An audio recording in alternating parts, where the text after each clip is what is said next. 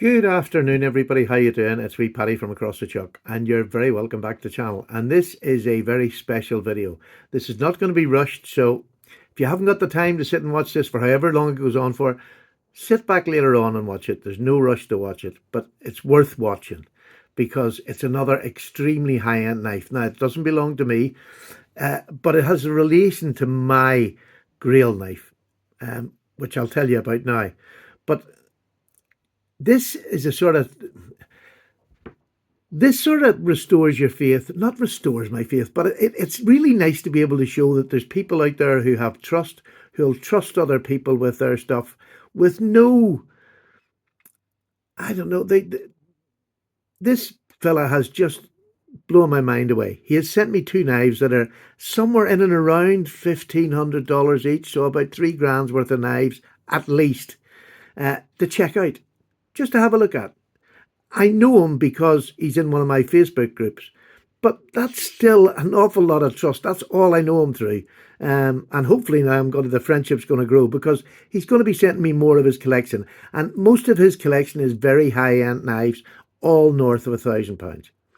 So that is something that, this is the first one that I have owned, just me. This is the one that I have owned. And it's my Grail. So it's just amazing. So I'm going to take this out of the way because this was lovely. This is how he contacted. He had seen my video on that. And this fella, and I'm going to tell you his name is Livu. I'm not sure how it's pronounced. I believe it's a sort of Italian descent type name, but he lives in the UK. Liviu, Livu Robert Prese. That was the best Italian I can come up with because that's what it sounds like to me. But he might not be. He's probably born and bred here, and it's generations ago. But it really doesn't matter. I don't know where I go with these things. Anyway, he kindly sent me two knives, and I'm not doing them both together because they are way too good. They're way too. They're just gorgeous piece of workmanship, and and you're going to have this same old thing. I'll get people in the comments say, "Oh, I wouldn't pay that money for a knife," and that's fine. Nobody makes any of us buy anything? And I started like that in the beginning, saying, "I'll never spend this much," and then it keeps going up and up and up until I now have a knife that, if I'd have bought it new, would have cost me over £1,000.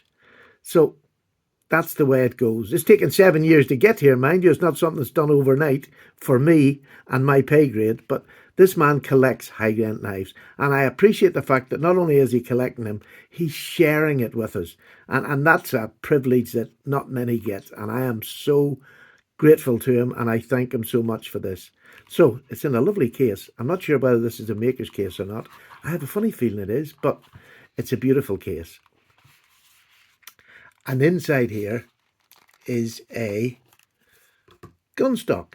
Now, he sent me two knives, which are they're really the only knives he collects now in this high-end bracket. And the other one's from a Takeshii Matsu Sakai. Terrible pronunciations, but I'll put both their names down below.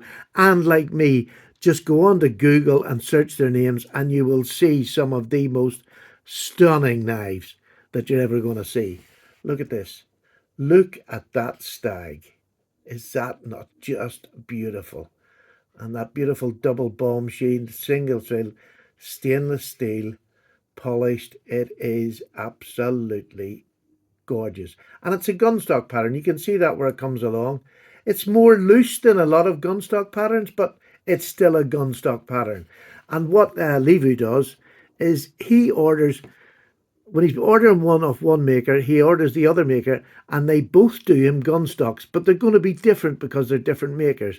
So you will see differences between these two knives that are just, amazing. I have never seen, this is called a gun hammer lockback. So this is your gun hammer, and you push this down and it locks and unlocks the main blade which is just a super thing to have on a knife. But very, very dark. He must actually burn these really well. But it's just the popcorn on them is there. It's just very dark, and in hand it looks much better than it probably does underneath the camera. But It is stunning. It is just flawless. Do you know, it's a great way of checking a knife. And to me, it's when they put a line on these knives. I like to check that they're even. I like to check that they are, everything about them looks exactly the same depth, the same thickness. And yes, this is done by hand, but oh my gosh, look at that back. And this is a lock back. It is just stunning.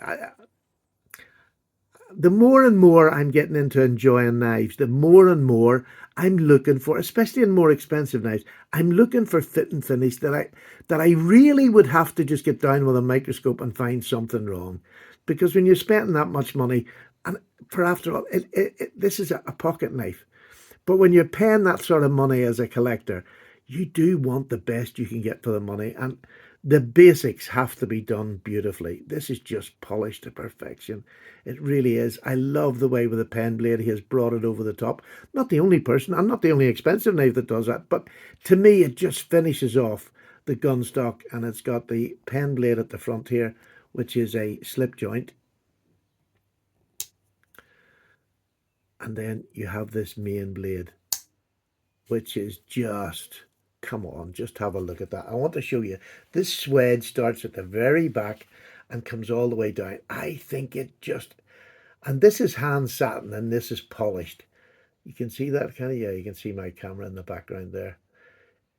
The hand satin, much like my Romano, it is just, I'm going to bring this up close to you. Just see how much time and patience it must have taken. Look at that. That is hand rubbed. Come on. Oh, let me just get, there we go. Come on. There you go. You can see that. It's just stunning. Come on. There. Look at that. Oh, gosh, it's very hard. I think I've come in too close, but there we go. There it is. Every time I do that, I hit it with my bloody hand. This is important to me. I want to show this, so I'm going to bear with it until I get it right. There you go. Look at that hand set. Look how fine that is. And I have got this up incredibly close. It's nearly in front of my phone. Anyhow, there, it's barely, you can barely see it. It is just so finely done. And when you've got it in hand, sorry, I really didn't do that justice. But when it's in hand, it is just amazing. And I love that top swedge. I'm a swedge lover. There's some people aren't. I don't know what's wrong with them. They haven't learned. And this beautiful nail nick done to perfection. And his signature is there. And that is just oil that's there because it came beautifully oiled, as it will go back. But just the workmanship. Look how straight that is. And that tiny little, and I'm not even going to cut paper with it, but I can tell you it's sharp. And that's all I need to tell you. I'm just not doing anything because I would hate to risk doing anything on a knife that would ruin its looks. But to me, let me just get it out. This is what's called knife perfection. And this, I've never had a lock like this before. He also does a flat one, which is just a tail lock, they call it apparently. But look at this. You can see that lifting up there. Lifts up beautifully and just away. It's smooth and beautifully down. Centered, beautiful. Both of them centered, absolutely stunning. Just gorgeous. The inside of everything is highly polished. I know my mate Rasputin Castle will be really pleased to see that. Look at the inside of that. It is gleaming. And again, for this price of a knife, that's what you're going to want. But honestly, I'm just going to close this over here. Oh, let's get this over. I'm going to end up cutting myself. I'm not blooming nervous with these knives. Because to me, this is excitement. This is, things don't get much more exciting than get this sort of knife in your hand. The one thing that this is here and you feel it there, but this is not going to be a knife you're going to heavy use. Well, Maybe he would. I mean, I'm going to use mine. That's getting used for everything. Well, not everything.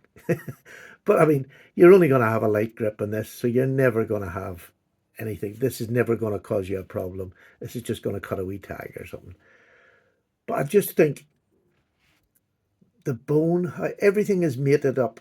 I mean, you can go round the knife completely, and there's nothing that's out of place, nothing that shouldn't be there that's there. The pinning is beautiful. There's spun pins, so they look really, really nice, and they're small. It just that bomb shield is perfection. When you're laying a shield on top of um, stag, it's very hard to get it to sit nice and get it to look nice and not have something that's going to, be uneven. And that's, I mean, you can only get that sort of fit and finish when you're a custom maker, I believe, because you have to spend time in getting it sat in there. They don't have time when they're doing production knives to do that. And this is where a custom knife maker can make all the difference, is getting something that just sits properly, flush, not even flush, but just sitting. If there's a gap, there's a gap. But it's sitting in there when you're looking at it. It's perfect. When you look at it sideways, it's sitting perfectly flat. That is an art form. But everything about this knife is an art form. It really is. If you notice, right, this handle where it goes in the gunstock pattern, the blade almost just sits, it hides away that end of that blade in that gunstock pattern. In the hand, this is not too big where it's going to annoy you. I mean, you have enough space up here. Your finger sits in, you're not getting jabbed, or you're not getting, it's not uncomfortable to use. And then even when this blade is down, if you notice, right, let me get this out. It's funny, I was talking about this the other day. When you have enough space up here that you can get your finger right up in there, it's so much more comfortable to use. Now, you can come back in this to here, and it's very, very comfortable. But look at the little pen blade. Again, hand finished. It's just, you even as I'm sitting here and I'm looking behind the camera now, you cannot hardly see that hand finish until you bring it up close and you realize it has been hand finished. It's just immaculate, immaculate. And I went on his site and I seen some of his knives, and they're all of a standard that's just so impressive, so impressive. And I can only guess. I mean, I get extremely excited when I'm getting an Ashley Harrison custom, and that will not change because I'm really excited to get it. But his knives are going to be under £200, usually quite a bit under £200.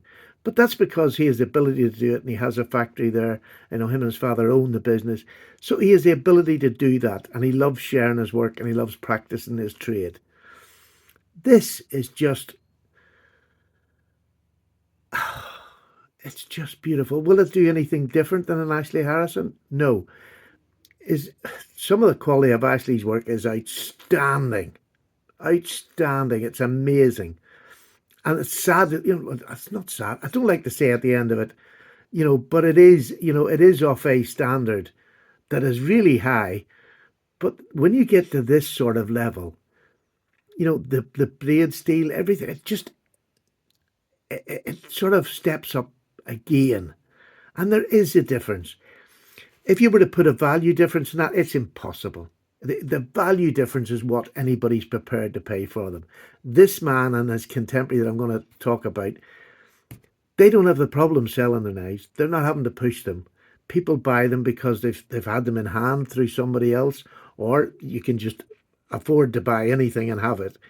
But most collectors, you're trying to buy at the high end of your price range, and these are just beautiful pieces of art. They literally are a piece of art. This would be in a glass cabinet, and I would have this on show for the whole world to see, if I was to have a collection. But I mean,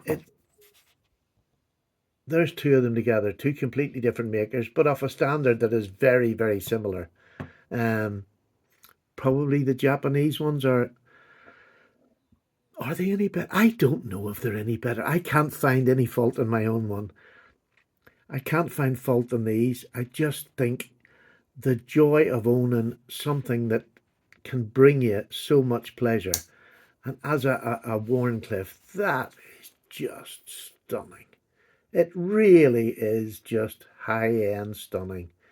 Very simple. I mean, he hasn't overreached to try and do anything that's flamboyant. That's probably the nicest part about getting a lot of custom knives. They don't try to do the flamboyant as much. Most of the knives are going to be off a pattern that's years old. It's their take on that pattern, which is why he actually buys from two different makers and orders the gunstock pattern or the similar pattern from each of them, so that he gets two opposing views on that pattern by two high-end master craftsmen, bladesmiths. Um, and yeah, it's incredibly difficult to review something and get across how the knife feels in hand. These are not light knives. They don't have cutaways to save with. They're just beautifully made knives by a master. Just beautifully made knives by a master. And, whatever your price range, you will get more. I think you definitely get more. You're getting more of the master in these knives. When you go up that high end, you get more of his time, you get more of his experience, that he can make things look very simple, very straightforward, but yet perfect. Perfection in the outcome is just beautiful. This is, it blows me away. And I'm sitting here and I know I'm repeating myself, but when you get this, this is more of a feeling of having it in hand. This is more of a feeling in knowing that the workmanship that went into this knife. It's a feeling that's, I'm trying not to be so dramatic, but just nearly stabbed myself. It's something inside. When you hold this, it's something inside that just makes you appreciate what somebody can do. Because there isn't all the fancy, fluffy details that you can put on a knife. It's a very one-line bolster, stainless steel. It's just... I just am lost for words. I hope if my voice can portray what this feels like inside. It's just beautiful. And, this wouldn't be a pattern that I would particularly go for. This would put me off. This simple little thing would put me... Now, the flat one, if he has a flat one, I think he has, I'll maybe get to see it. I would probably prefer the flat one. It's just a push-down flat. But I can still appreciate everything about this. I can still appreciate everything about it. I don't have to love a knife to know its worth, to know what it feels like in hand. And look, the view, I am more than happy to review your knives. I hope people get to see them in the light that you wanted to get to see them. You don't have a channel, and it's my absolute pleasure. Look at that. Come on. It's just a most beautiful blade. A beautiful blade. And look at that, the full knife there. I'm going to stop now because I can't think of any more superlatives I can say about the knife. I think it's just something you like to see. I mean, look at this. Perfect along the back here. Two blades open. Just perfection. Thank you for letting me and my subscribers see this beautiful knife. And please, it's LIVIU. Thank him in the comments, for you don't get to see these every day. And I've had a real privilege, and I can't wait to show you the next one, which is just another stunner. Take care, everybody. Thank you so much for watching. I hope I've done this justice for the gentleman, because I am enamored completely with these Japanese makers. This is the first time I've seen high-end Japanese knives, so wow. Wow, wow, wow. There you go. Take care now. Bye-bye. Have a great day.